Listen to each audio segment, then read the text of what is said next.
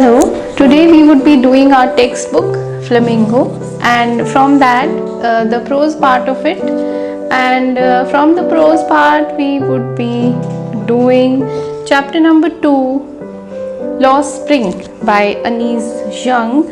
It is a very poignant story. It is a story which comes true from the soil of India, from the real conditions of children in India, poor children who are deprived of their childhood, and because of the poverty and because of the ignorance of their parents, they really have to suffer. That is why the title of the chapter is Lost Spring. So first of all, chapter number 2, Lost Spring. It is an extract from the book by the author, and the name of the author is Anise Young, as I have already told you, and the name of the book is also Lost Spring. So an extract means a small portion, it is only a part. So the whole book obviously deals with many stories, and out of that, in this chapter you have two small stories under the title Lost Spring. And as we are going to do this now, we must first discuss the significance of the title of this chapter. Here the word spring is so important. Spring means the best part of the year, the best weather, the beautiful flowers, and everything so green and beautiful. So that can be called, this season can be called the spring of the best part of the year, the spring of the year. And if we are talking of life, the best part of life is childhood. And so the author compares spring season with childhood.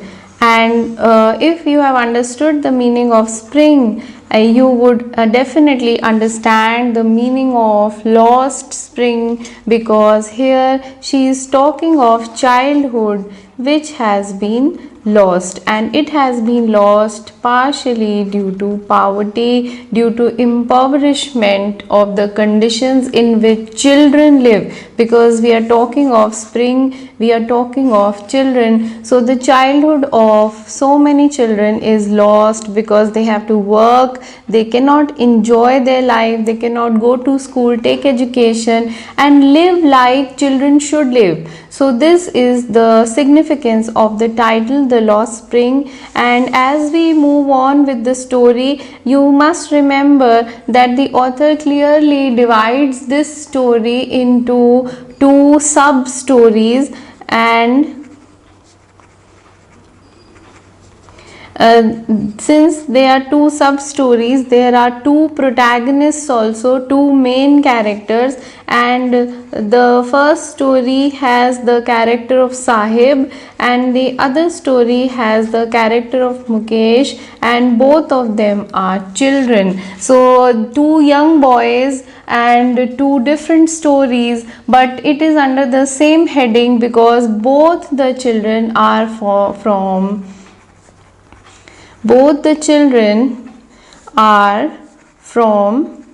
very poor background. So they come from deprived background and they sacrifice their childhood. So this is the similarity between both the children, and yet their backgrounds are very different. So first of all, we will begin with the story, and the subtitle of the first story is Sometimes I find a rupee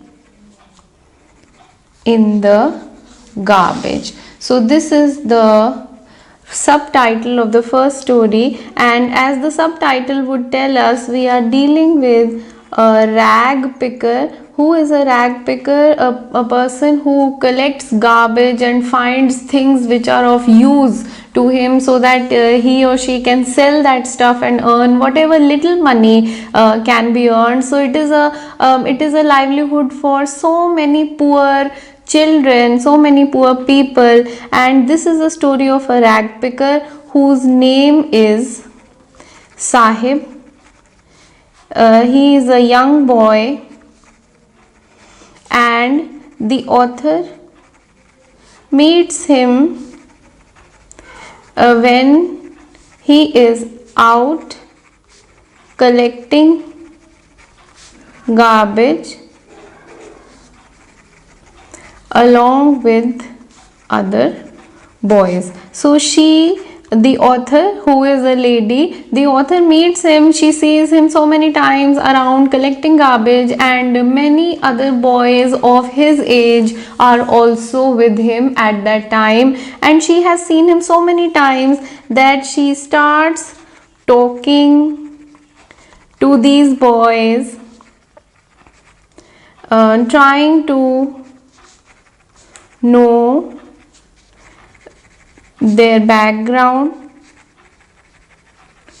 and their history, from where have they come, where do they stay, how they have come to become rag pickers. So this lady, she has some direct discussions with these young boys. Out of these young boys, there is this one boy whose name is Sahib. As I've already told you, he is the protagonist of our first story, and his full name is Sahib-e-Alam, which means Lord of the Universe. So that name is such a powerful, beautiful name, and his conditions are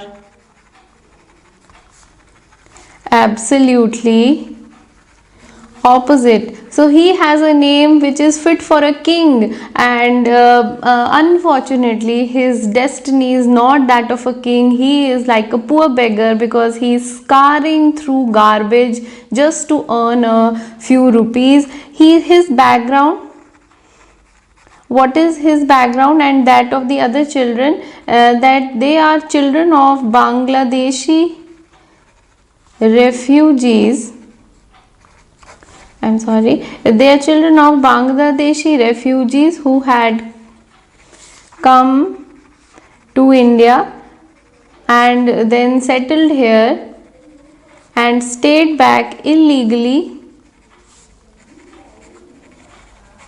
after the war of 1971. So after the war, Indo-Pakistan war of 1971, many Bangladeshi refugees came and settled in India. Some went back and many stayed back illegally. They are not legal citizens of India, definitely not. They have no rights, they have no privileges that this country can give them, and yet they are living here, and their children are born here, and they are surviving as rag pickers. Many of them, hundreds, thousands of them, are surviving as rag pickers, and they stay at Simapuri in Delhi. So this is the area where you can find, it is basically a slum area, very impoverished area of Delhi, where these Bangladeshi refugees live in small hutments. They are poor hutments with tin roofs, and there is no sewage, and there is no drainage system. They are living in filthy conditions, or there is not even any running water that they have. So basically no facilities. They have no basic rights as citizens of India. The only thing that they only have ration cards, and we all know what ration cards are. Ration cards so that they are eligible to vote. So this is the whole key. So the whole politics thing comes here, because the politicians provide them with ration cards, no facilities. They have no facilities. The only thing that they have is ration cards, so that ultimately they can vote. So the politicians exploit them for votes, and after they have got their votes, after the elections are over, we all know how things are remain the same. All the promises are broken, the people turn their backs on these poor people, and again they are provided with no facility, no basic rights. As human beings, they are not provided with anything like this. And coming back to Sahib is wearing nothing in his feet. This is what the author notices. Some other boys are wearing broken slippers, or some are wearing mismatched slippers, some are wearing broken shoes, but this boy has nothing to wear. And when she asks him, why are you not wearing any slippers, he is very shy, he does not reply. So the other boys tell the author that he wants to wear shoes. So that one dream that this poor boy has in his heart is that one day he would have shoes to wear. So you can imagine, in a basically a very underprivileged conditions these people are living. He does not have anything to wear on his feet, bare feet. He is roaming around on the streets of Delhi, and his dream is to have a pair of shoes. So that is the kind of condition. And when she asks them, why do they not go to school, they say that there is no school in their neighborhood. So they are basically deprived of every facility, every basic right, and they are also deprived of their right to education. They cannot even have any education. So hence these children roam around, they don't go to school, and they are rag pickers, but they are very happy to be so. And when the author wants to know why are they so happy picking garbage, they say that it is like a world full of wonders for them, because they may find anything in garbage. And he says sometimes they find a rupee and even a 10 rupee note in the garbage. So that garbage which is thrown away by the people, sometimes they even find money there, maybe a rupee coin or a 10 rupee note, so something like this. So it is full of wonder for these children. It is a world full of wonders. But for the elders, it is their livelihood. They survive on garbage. It is the roof on their heads, it is the food in their mouth, and it is the only thing due to which they are able to live. And it is a very sad situation. The author even visits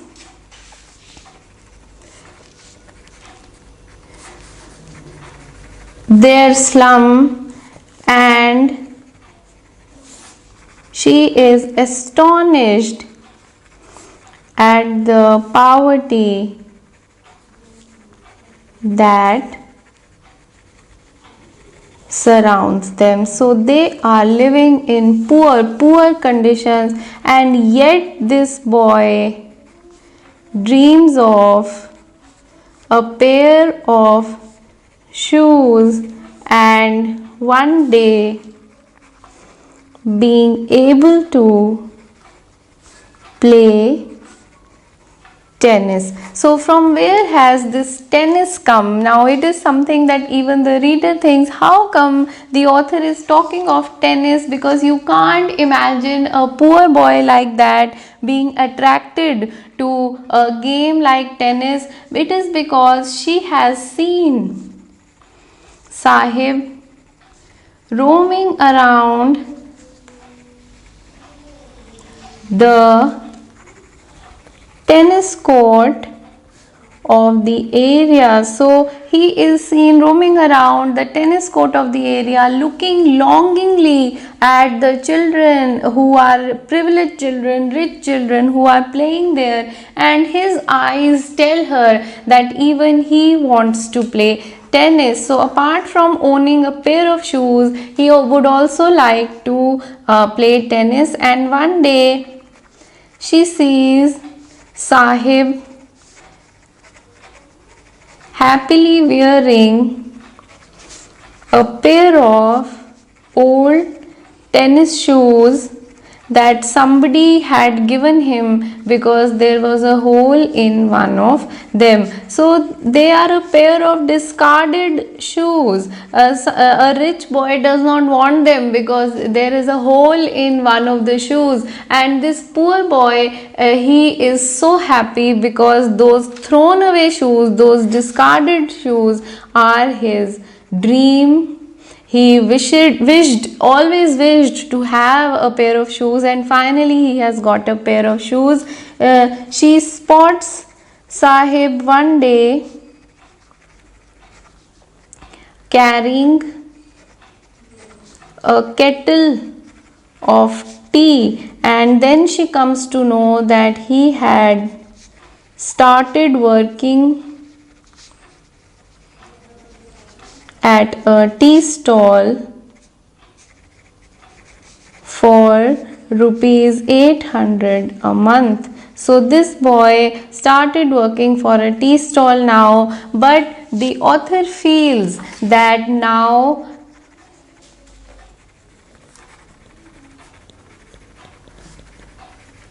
Sahib did not appear as happy or excited as he was before. Maybe because now he's working for somebody, he has a master, he's just working for money, and earlier he used to live his own life on his own conditions, he was working for himself.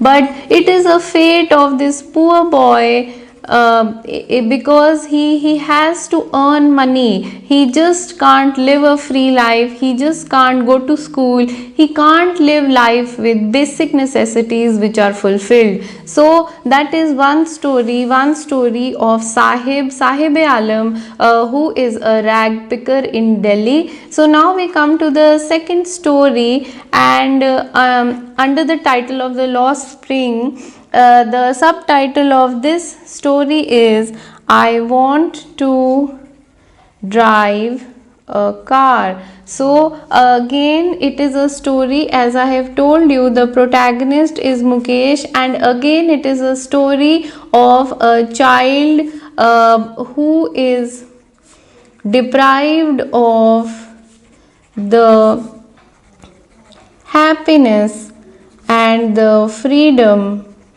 of childhood because they have to work in order to have something to eat. And Mukesh belongs to Firozabad in Uttar Pradesh, which is the hub of the glass blowing industry in India, Basically, glass blowing industry means bangle making. So where those beautiful shiny bangles that are transported all over the country, that are sold at such heavy price throughout the country, this is the place where they are made, and unfortunately they are made by poor people, and a number of children are involved in this industry, making those shiny bangles but earning those bangles which are sold for thousands and lakhs of rupees. These people, they earn very little, they earning very little, and so their survival is also very difficult, and they have to involve their children in this hazardous, mind you, it is a very hazardous industry, not at all fit for children. But this boy Mukesh, when our author meets this boy, he says he dreams of becoming a mechanic one day, and also driving a car. So as just as Sahib had his own dream, our little Mukesh also has a dream, and his dream is to become a mechanic and to drive a car. But the reality of his life is, the truth of his life is that he has to work along with his family in very hazardous conditions, because bangle making involves a very hot furnaces, so around very hot furnaces and glass powder blowing in the air, they are susceptible to a number of diseases, especially blindness, because this glass powder gets into the eyes. It is so thin that it is like powder in the air, and then it gets into the eyes and it leads to blindness. And the author says a number of children working in this industry, they become blind even before they are adults. So what a tragedy this is, that these children are involved in such a dangerous profession that they can lose their eyes. It also causes a number of lung diseases, because it gets into the breath and it goes into the lungs, and slowly the health of these people is ruined, and it leads to the ruined health of these people. But they have no other recourse. The trouble is they have no other option. What else can they do? They have no other recourse, they have no other option. What else can they do? And now this is the question, why not? Why can't they do anything else? The first reason is that they have no other skills. They are not educated, they can't acquire any other skills, they have no money. So whatever their parents teach them, they learn, and their parents know making bangles, so they teach their children to make bangles, and these children have no other option of livelihood than just making bangles, because they have no other recourse. And the second problem is the binding. You can also call it the shackles of caste. So they are bound up in those shackles of caste, that okay, people of our caste have to make bangles, our ancestors used to make bangles, we can't do anything else because we are born in this caste. So they put it on their destiny, that destiny wants us to remain poor, destiny wants us to make bangles, and this is what we can do. So they blame everything on caste. So these are the two reasons. One is poverty and having no other skills, and the other reason is that of caste. and the author visits Mukesh's house, and he lives in a row of very poor dwellings. It is a very run down house in which this boy lives. It has crumbling walls. There are no windows, and it is an absolutely impoverished house.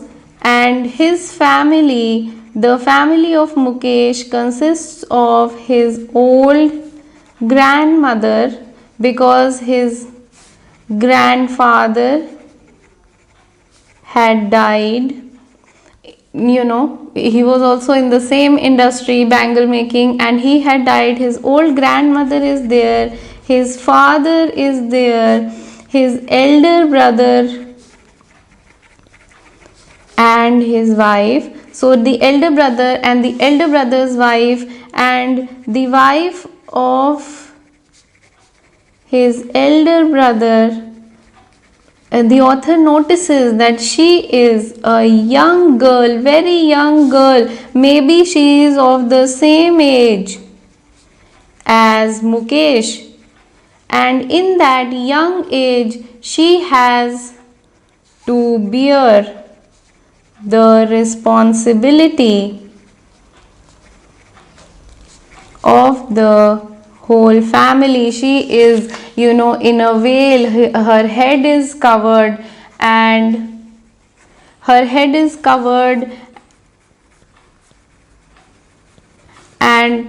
she speaks to no one, and she is cooking for the whole family. So basically that young little girl has to bear the responsibility of the whole family, and this is the kind of poor condition in which these people are living. And the major problem here is that of child labor, because in such a hazardous industry, child labor is banned. So basically they are working illegally. Because they are involving their children. And when the author asks them, why don't you make a cooperative? Because the middlemen take away the maximum profits. So this is the fact that they sell to middlemen. The middlemen sell these bangles everywhere. They earn the maximum profits, and they only give a very meager amount to these people who actually make the bangles. So the author asks them, why don't you make a cooperative and sell the product themselves and earn the profits? So because you know how to make bangles, why don't you go and sell your bangles yourselves? The father of Mukesh tells them that the middlemen, the police, and even the politicians, they form a kind of nexus. Nexus means that they are hand in glove, they are together, they are involved with each other, and these people would put them in jail. So these poor people are exploited. This is a story of grave exploitation, that these people who have the skill earn nothing, and those people who are only the middlemen, who can bribe the policemen, who can involve the politician, they form a nexus, and they exploit these poor people, and they threaten them to put them in jail. And so these people cannot earn anything. And yet the fact remains that even despite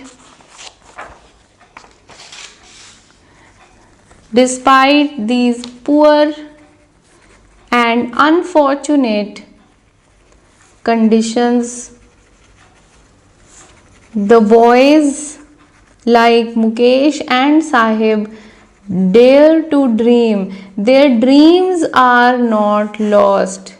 They don't have anything right now. In the present, they don't have anything, and yet their dreams are not lost. They may gain something in the future because their dreams are alive. So this is the only silver lining in the whole story. Otherwise, these two sub stories under the heading of Lost Spring are very sad and very dark stories of today's reality. So this is the end of the chapter, and yet we have to do the notes. The background, theme and the characters, very important this would be. So we begin with the background. The narration is an extract from Anis Young's book Lost Spring. As I've already told you, it is an extract, it is only a portion. The author depicts the life of two children, Sahib and Mukesh, who may be called the protagonists. The protagonist means the main characters of the two stories. Sahib is a Bangladeshi refugee boy who is a rag picker and lives in Simapuri area of Delhi, while Mukesh is a boy from the family working in the glass blowing industry of Firozabad in Uttar Pradesh. So this is something that we have done. The narration is a first person account because the author is herself telling the story by the writer of her direct interviews. She has really interviewed these two boys in order to glance into the darkness of their lives. And the first character we do from the subtitle, sometimes I find a rupee in the garbage. The character of Sahib, he works as a rag picker. His full name is Sahib-e Alam. These points are very important when you attempt the character of Sahib. He dreams of owning a pair of shoes and playing tennis. He works and lives in dismal surroundings among poverty and exploitation. His family is one of the refugee families from Bangladesh who have been living in Simapuri area on the periphery of Delhi. They had come and stayed here during the 1971 war. About 10,000 rag pickers live here in small hutments of mud with tin roofs, devoid of sewage, drainage and running water. So they are living in very poor conditions. The government has not provided them with permits to live here. So they are living illegally, but they may have some identity and demand basic rights, but they do have ration cards so that they may be eligible to cast votes, as the politicians are more interested in vote bank rather than the betterment of the lives of these people. So the politicians are only interested in the vote bank. Sahib doesn't go to school because there is no school in the neighborhood. To Sahib, scouring through garbage dumps is like looking for gold. It is such a wonderful thing for him to find something in the garbage. So this is a quote that you can use a few words from these quotes. It seems that for the children, garbage has a meaning different from what it means for their parents. For the children, it is wrapped in wonder. For the elders, it is a means of survival. These lines are very important. Sahib is given a pair of worn out tennis shoes by someone. For him, even this discarded shoe is a dream come true. Sahib starts working at a tea stall at rupees 800 a month plus meals, but the writer notices that he is not happy because he seems to have lost his freedom. So this poor boy has nothing else but to go and work somewhere. And now we come to the second character, the character of Mukesh. He is a bangle maker, but he dreams of cars and becoming a motor mechanic. He lives in Firozabad in Uttar Pradesh, which is a part of India's glass blowing industry, where work is done around hot furnaces in dark, gloomy rooms. So it is not a very nice place to work. Mukesh's house in a garbage littered stinking lane where humans live in impoverished conditions in their houses of crumbling walls and no windows. It is a stinking place. It is a poor place. His family consists of his grandmother, his father, his elder brother, and his frail wife, who bears the responsibility of looking after and cooking for the family at a very young age. I have already told you this. To them, this work is destiny. Why do they call it destiny? Because it is because of the caste, a God-given lineage from which there is no escape. This is because of the binding of caste. So it is caste which has bound them to this dangerous, hazardous industry. There are many health hazards of this industry, including losing eyesight, especially grave among children, many of whom become blind even before becoming adults. The government does not enforce the laws that ban child labor. The middleman police politician nexus exploits these poor bangle makers. They are threatened to be put in jail in case they form a cooperative in order to earn profits. So they can't even earn profits for their hard work because of the nexus between middlemen, police and the politicians. And now we come to the theme. This is very important. The theme of the two stories is the same. Okay, so we will not do two themes, but themes which will be related to both the stories. The title conveys the theme of lost childhood in case of both Sahib and Mukesh. Spring is symbolic of color, life and vitality. It signifies growth and hence youth is often compared to spring. Youth and spring are comparable. The innocence, joy, beginning of life, hope of the future, dreams and ambitions are all lost if a person does not have a happy childhood. Poverty, child labor, lack of basic amenities, poor health and living conditions and a general deprivation that kills the dream of both the children.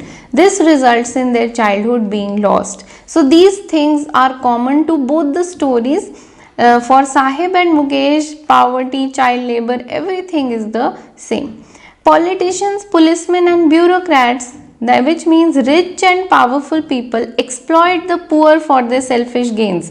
In case of Sahib, the politicians never did anything for them. In case of Mukesh, the middlemen, police, politicians did not let them earn any profits. In case of the rag pickers of Simapuri, the politician used them as vote bank and do not even look back at these poor homeless after the elections are over. Similarly, in case of bangle makers of Firozabad, it is the middlemen who exploit them and keep the maximum profits, handing them the minimum wages. If they wish to be on their own or unite under a cooperative, then the policemen, bureaucrats and politicians step in to threaten them into submission. Yet, the author finishes her story with a positive note. And what is the positive note? I told you, the dreams that despite of all odds and a bleak future, children like Mukesh still dream of working in the field of their choice and changing their lot. Changing their lot means changing their destiny. So, if children still dream, it is the only silver lining, it is the only ray of hope that their lives would change. Why? Because if you dream, maybe you are able to fulfill your dream. So this is like a true story of real children by the author, and this is the end of chapter number 2.